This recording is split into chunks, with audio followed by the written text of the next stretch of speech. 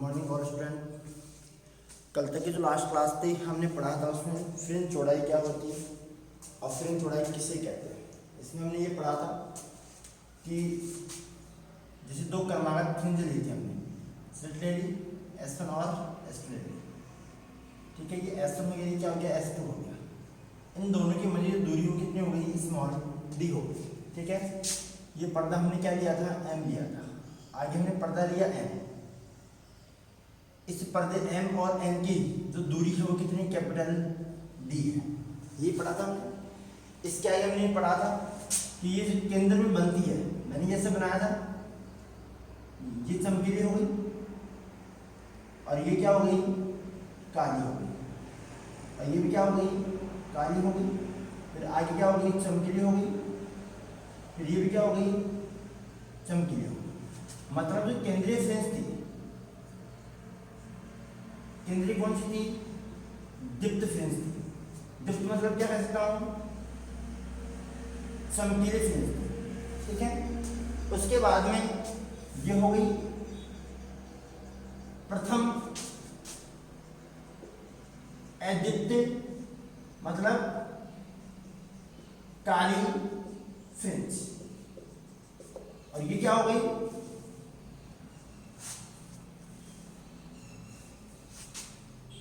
ये हो गई प्रथम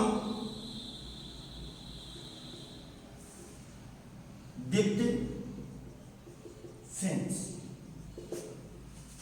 फिर हमने ये कहा था कि जो फ्रिंज चौड़ाई होती है, फ्रिंज चौड़ाई क्या होती है, फ्रिंज चौड़ाई बीटा। इस बीटा का मान, इस फ्रिंज चौड़ाई का विड्थ का जो मान हमने निकाला था, वो मैंने ये कहा था कि दो क्रमागत, चाहे चमकीली ले लो चाहे काली ले लो, दो क्रमागत चमकीली और दो क्रमागत काले फ्रिंज की मौजूद दूरी होती है, चौड़ाई होती है, उसे क्या कहते हैं, फ्रिंज चौड़ाई कहते हैं। ये हम सामान्य से पढ़ते हैं। इसमें ये भी होता है कि क्या एक क्रमागत काली और एक क्रमागत चमकीली फ्रिंज के मध्य की दूरी होती है, उसे भी क्या फ्रिंज चौड़ाई कहते हैं, हाँ या ना, ये बताएंगे आपको आगे, इसी लेक्चर में बताएंगे आगे। अब पहले इसमें निकालते हैं अपन फ्रिंज चौड़ाई का मान। पहला पॉइंट, हमारे पास दो फ्रिंजें बनती है, एक दीप्त फ्रिंज बनती है, दूसरी बनती है अदीप्त फ्रिंज बनती है। पहला है दीप्त फ्रिंजों के लिए फ्रिंज चौड़ाई का मान। बीटा का मान निकालेंगे किसके लिए, दीप्त फ्रिंजों के लिए। अब इस दीप्त फ्रिंजों के लिए हमने ये माना था कि यहां पर बिंदु P माने थे, यहां से क्या किया था, हमने एक पथ खींचा था, यहां से मैंने क्या खींच दिया था, कि पथ खींच दिया था। इससे बिंदु O' से हमने ये माना था कि यहां से यहां तक दूरी कितनी बनती है, y ऑफ n, यानी कि इस बिंदु P पर nवीं फ्रिंज प्राप्त होती है। वो कैसी होती है, चमकीली फ्रिंज होती है।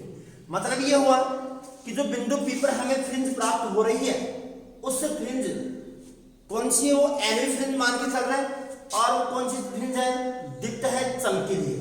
कौन सी है, nवीं है और चमकीली है। भाई nवीं और चमकीली दोनों रहेंगे इसमें, किसमें, बिंदु P पर। तो क्या हुआ, माना बिंदु P पर nवीं फ्रिंज चमकीली प्राप्त होती। ये मान के चल रहे हैं कि हमारे पास में जो फ्रिंज है वो कौन सी है, nवीं फ्रिंज है, और बिंदु P पर क्या होती है, चमकीली प्राप्त होती है। या ऐसे भी कह सकते इसको हम कि यदि बिंदु P पर nवीं फ्रिंज क्या हो, चमकीली हो, इस लैंग्वेज को हम ऐसे कह सकते हैं। एक और बताता हूं इसको आपको, इसको क्या कह सकते हैं, यदि बिंदु P पर nवीं फ्रिंज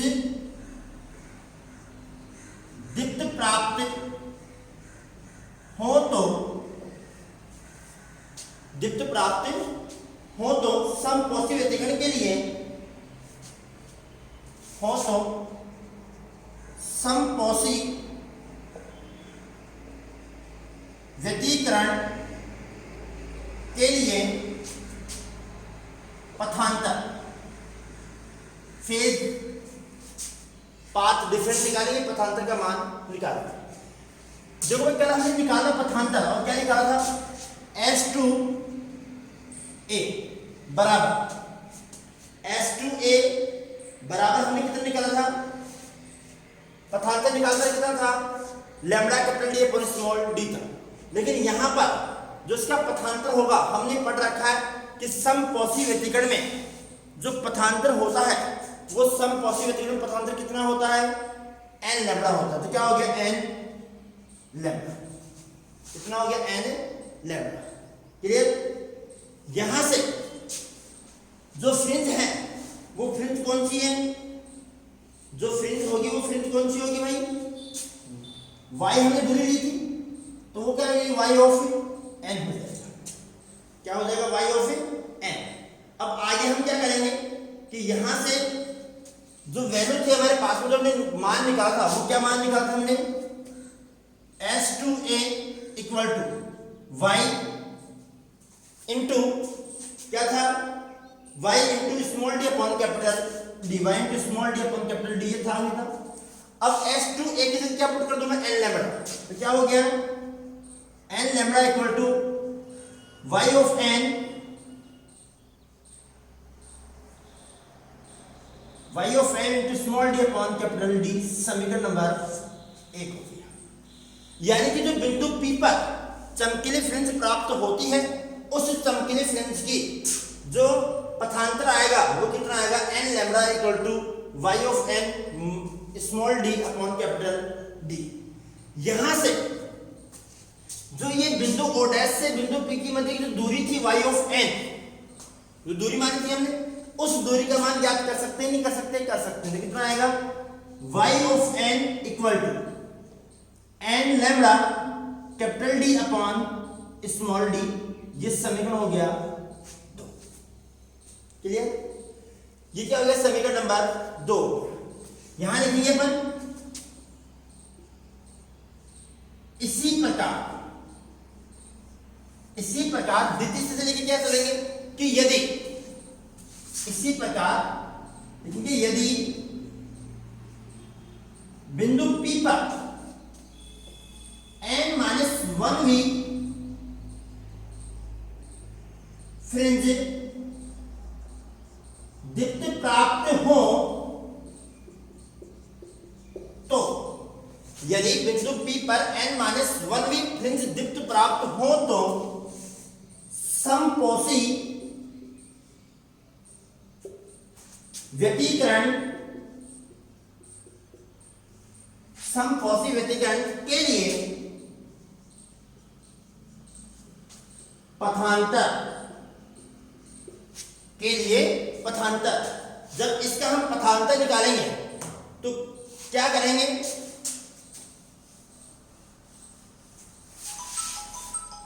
इसका जो पथांतर आएगा वो कितना आएगा, इसका जो पथांतर आएगा वो आएगा S2A इक्वल टू, कौन सी फ्रिंज है, n-1वीं फ्रिंज है, तो क्या आएगा, n-1 मल्टीप्लाई लैम्ब्डा। इसी प्रकार जो हमने y लेंगे, यहां पर इसकी दूरी लेंगे y, n फ्रिंज की दूरी कितनी थी, o डैश बिंदु से y ऑफ n थी, तो n-1वीं फ्रिंज की दूरी कितनी होगी, y of y equal to क्या हो जाएगा, y n-1 होगा। जब ये y n-1 होगा तो यहां से मैं इसको ये कह सकता हूं क्या कि S2A की क्या पुट कर दो, n-1, चलो पहले इसमें लिख देता हूं भाई, S2A equal to n lambda capital D, sorry y small D upon capital D, ये फॉर्मूला है नहीं, इसमें पुट करें तो क्या आएगा, n-1 लैम्ब्डा बराबर y n-1 small D upon capital. यहां से n-1 भी निकाल दे तो क्या हो गया, y n minus one equal to n minus one into lambda capital D upon small D समीकरण नंबर T, समीकरण नंबर T। अब समीकरण 2 है जो एनवी फ्रिंज है और कैसी है, चमकीली फ्रिंज है, और समीकरण नंबर 3 है वो n माइनस वनवी फ्रिंज है। हमने फ्रिंज चौड़ाई क्या पढ़ रखी है, हमने ये पढ़ रखी है कि दो क्रमागत चमकीली व क्रमागत काली फ्रिंजों के मध्य की दूरी होती है, उस दूरी को क्या करते हैं अपन, फ्रिंज चौड़ाई कहते हैं। देखो ये एन फ्रिंज की दूरी है और ये n माइनस वनवी फ्रिंज की दूरी है। ये n माइनस वनवी फ्रिंज की दूरी है, ये nवी फ्रिंज की दूरी है। तो हम इसमें जो मान निकालेंगे वो मान कैसे हम ज्ञात करें, देखो क्या हो गया, देखेंगे अतः फ्रिंज चौड़ाई का मान क्या आएगा, बीटा बराबर, अतः फ्रिंज चौड़ाई का मान बीटा बराबर क्या हो जाएगा, एन फ्रिंज की दूरी माइनस n माइनस वन वी फ्रिंज की दूरी, यही आएगा। इससे मैंने समीकरण नंबर क्या दे दिया, 4 दे दिया। अब इस समीकरण 4 में y ऑफ n और y of n minus one का मान कहां से रखेंगे अपन, समीकरण नंबर 2 और समीकरण नंबर 3 से रखेंगे। देखेंगे समीकरण 4 में y ऑफ n व y of n minus one का मान समीकरण 2 व 3 से रखने पर, समीकरण 2 व 3 से रखने पर क्या आएगा भाई, वैल्यू पुट कर देंगे, बीटा बराबर रखो n lambda capital D upon small d minus इसका वैल्यू रखेंगे क्या आएगा, n minus one lambda capital D upon small d, clear. अब हम इसको हल करेंगे, पहले इस माइनस से गुणा करेंगे तो क्या बन जाएगा, बीटा बराबर n lambda capital D upon small d minus क्या हो गया, देखो लैम्डा और d को मैं साथ साथ मल्टीप्लाई कर रहा हूं, क्या बन गया, minus n lambda capital D upon small d minus minus plus lambda capital D upon small d। देखो ये प्लस की राशि थी, किसकी, माइनस की, आपस में क्या हो गई, कैंसिल, क्या बच गया, बीटा बराबर lambda capital D upon small d, और यही क्या कहलाए, इसकी फ्रिंज चौड़ाई कहलाए, ये क्या कहलाए, इसकी फ्रिंज चौड़ाई कहलाए, ठीक है। इसमें देखो हमारे पास क्या प्राप्त हुआ, जहां बीटा फ्रिंज चौड़ाई का मान है, लैम्डा तरंग की तरंग धैर्य है, तरंग धैर्य है, कैपिटल D, कैपिटल D क्या हो जाएगा, स्लिटों व पर्दे के मध्य की दूरी है,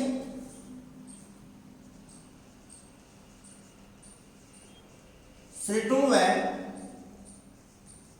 पर्दे के मध्य की दूरी है, कौन सी दूरी है, लंबवत दूरी है, ध्यान रखना। और स्मॉल d क्या है, स्मॉल d है स्लिट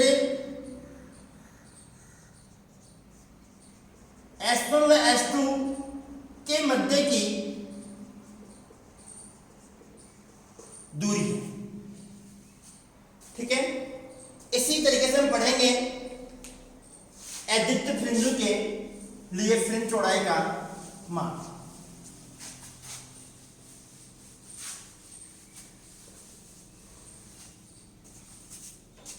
आगे हम पढ़ेंगे अद्वितीय फ्रिंज के लिए फ्रिंज चौड़ाई का मान। इसमें लिखेंगे यदि बिंदु P पर NV अद्वितीय फ्रिंज प्राप्त हो तो, जब अद्वितीय फ्रिंज प्राप्त होगी तो कौन सा व्यतिकरण होगा? विनाशी व्यतिकरण होगा। हो तो विनाशी व्यतिकरण में पथांतर क्या हो जाएगा भाई? पथांतर हमने पढ़ रखा था भाई, इससे जो पथांतर होता है वो λ/2 का विषम गुणज होता है। तो क्या बन गया? S2A बराबर क्या हो गया? 2n + 1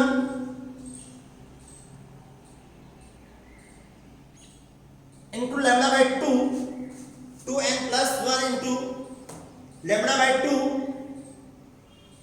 और क्या हो जाएगा? y = y of n। तो क्या बन गया? यहां लिखेंगे अपन फॉर्मूला क्या था हमारे पास में? S2A = y small d upon capital D। अब S2A क्या हो गया? 2n + 1 into λ/2 = y of n small d upon capital D। हमें किसका मान चाहिए? y of n का मान चाहिए। जब हमें y of n का मान चाहिए तो हम y of n का मान निकालेंगे कैसे? क्या हो जाएगा? y of n = 2n + 1 λ/2 into capital D upon small d। इसको मैं लिख सकता हूं क्या कि y of n = 2n + 1 into λ into capital D upon 2d। समीकरण नंबर 1। ठीक है, फिर लिखेंगे इसी प्रकार यदि बिंदु P पर n-1v, इसी प्रकार यदि बिंदु P पर n-1v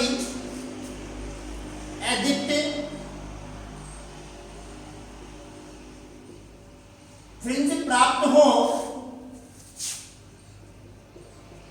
तो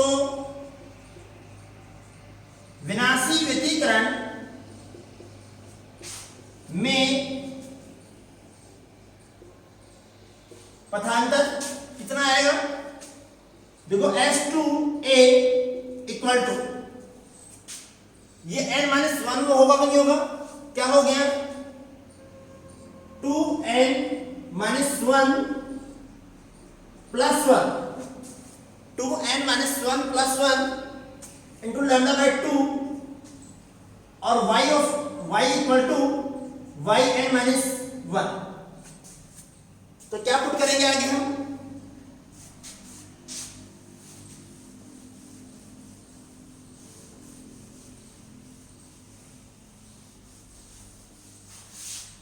आगे हम पुट करेंगे S2A = होता है y small d upon capital D। तो क्या हो गया? 2n - 1 + 1 λ/2 = yn-1 small d upon capital D। पहले आप इसको हल कर लो। इसको कैसे हल करोगे? इस 2 को n से मल्टीप्लाई करो और 2 को 1 से मल्टीप्लाई करो। तो क्या हो गया? 2n - 2 + 1 यही होगा into λ/2 = y of n-1 small d upon capital D। Minus का 2 है, प्लस का 1 है, तो क्या बचेगा? माइनस का 1। तो 2n - 1 λ/2 बराबर y n-1 small d upon capital D। हमें y n-1 का मान निकालना है, तो कैसे निकालेंगे? y n-1 multiply 2n - 1 λ/2 into capital D upon small D. इसको मैं लिख सकता हूँ क्या कि Y N minus one equal to 2n minus one lambda into capital D upon 2 into small D. समीकरण नंबर 2। समीकरण नंबर 1 है वो एनवी काले फ्रिंज की दूरी है और समीकरण नंबर 2 है वो n माइनस वन में काले फ्रिंज की दूरी है। अब हम निकालेंगे फ्रिंज चौड़ाई, निकालेंगे। अतः फ्रिंज चौड़ाई का फ्रिंज चौड़ाई का मान कैसे निकालेंगे? बीटा बराबर Y minus one N minus Y N minus one. इन दोनों फ्रिंजों की दूरी का मान कहां से रखेंगे? इसको समीकरण में कितना दे दें? 3 लिखेंगे। समीकरण 3 में y ऑफ n व y of n minus one v कैसे लिखें? y ऑफ n वन का मान समीकरण 1 व 2 से रखने पर, समीकरण 1 व 2 से रखने पर तो क्या हो गया? बीटा बराबर 2n plus one into lambda into capital D upon 2d minus, इसका मान रख दिया 2n minus one into lambda capital D upon 2 into small D. इस माइनस चिन्ह को मैं इसको हल कर लूंगा तो क्या बन जाएगा?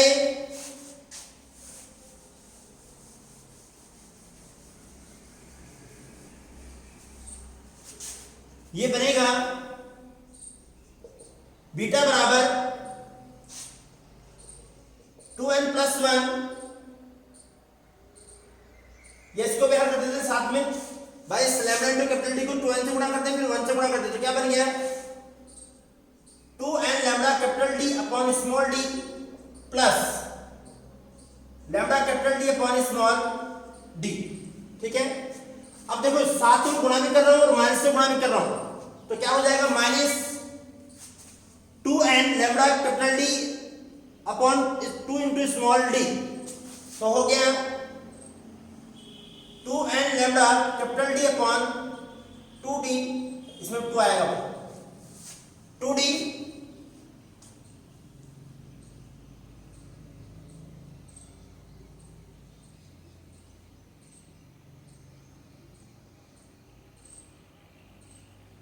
फिर आएगा प्लस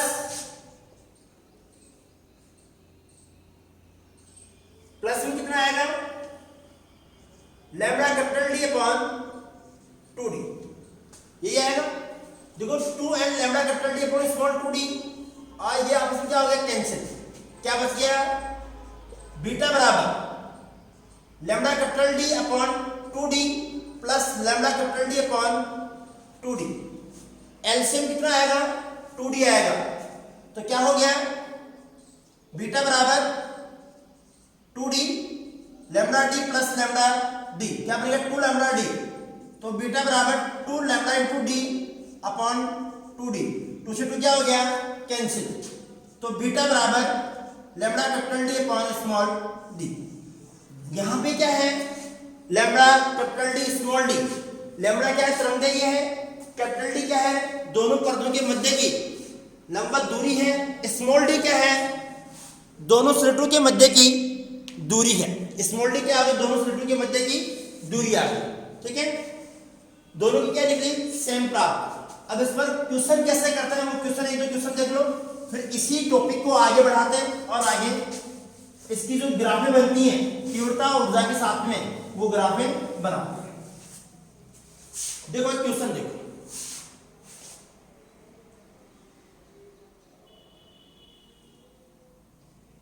क्वेश्चन कह रहा है कि दो झिर्रियां 1 मिलीमीटर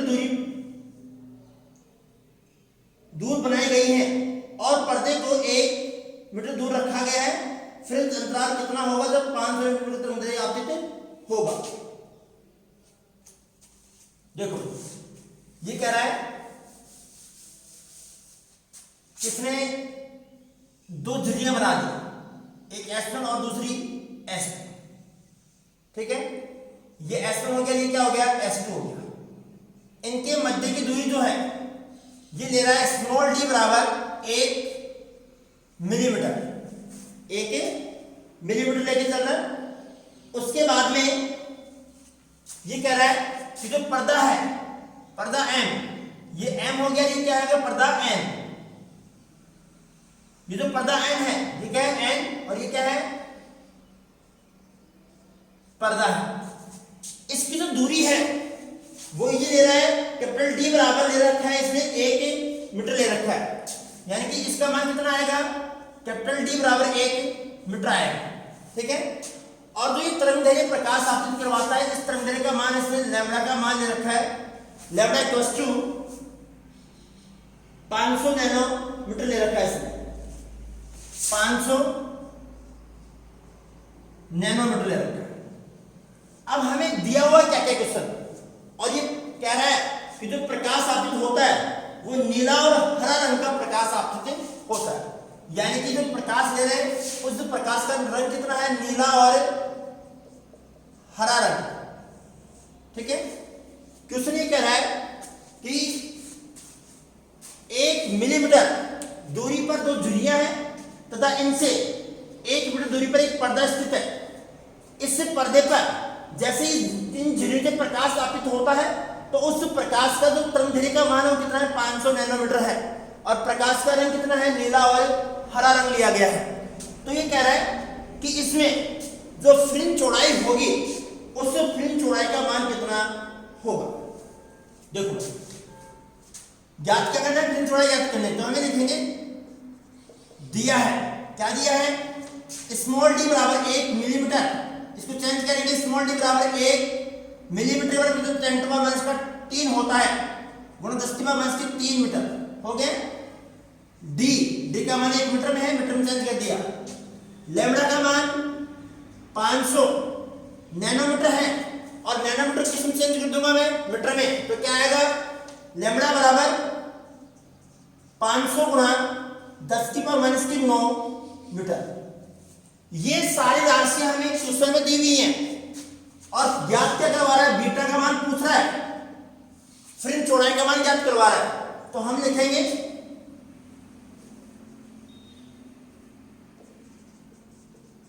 फ्रिंज चौड़ाई बीटा बराबर lambda capital D upon small d, ये रखेंगे।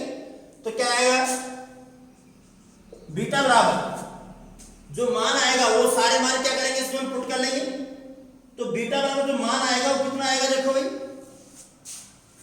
लैम्बडा का मान क्या होगा 500 10⁻⁹ गुणा 1/10⁻³ 10⁻³ अब ये 10⁻³ ऊपर लेके जाऊंगा तो क्या आएगा इसमें बीटा बराबर क्या बन गया 500 10⁻+3 गुणा 10⁻⁻⁹। अब देखो 10⁻2 ये भी है और 3 ये है, कितने की 5, तो बीटा बराबर 5 गुणा 10⁻⁻⁴। ये किस में आ गया मीटर में आ गया। ये 10⁻⁻⁴ आएगा वो किस में आएगा भाई मीटर में आएगा। अब इसको हम आगे भी हल कर सकते हैं, या तो आप इतना करके छोड़ दो, या फिर बीटा बराबर कितना आएगा 0.5 मिलीमीटर आएगा, दोनों में हल कर सकते हैं। या तो आप उतना छोड़ दो और 10⁻⁻³ तो कितना हो गया मिली हो गया, और 1.1 इसमें लगा दिया, या तो उतना छोड़ दो या क्या कर दो आगे के उसको बढ़ा दो। जो फ्रिंज चौड़ाई होती है, चौड़ाई का जो दूरी, चौड़ाई में क्या होती है दूरी होती है, और दूरी का मात्रा क्या होगा मीटर होगा, तो क्या बन गया ये मिलीमीटर बन गया, ठीक है। इसी तरीके से क्वेश्चन और देखो, आपकी बुक का क्वेश्चन है, ये कह रहा है कि यंग निर्दिष्ट प्रयोग में दो सतहों के मध्य की दूरी 0.2 mm है।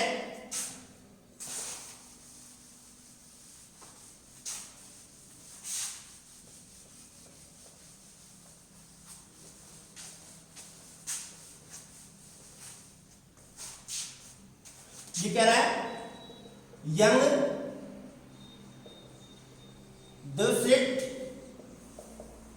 प्रयोग में स्लिटों की मध्य की दूरी 0.2 mm है, 0.2 मिलीमीटर है। फिर कह रहा है कि जब स्लिटों पर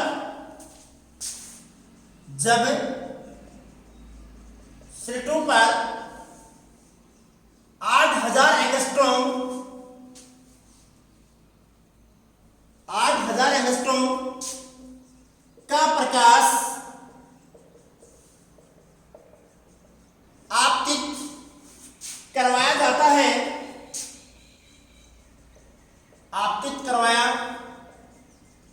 जाता है तो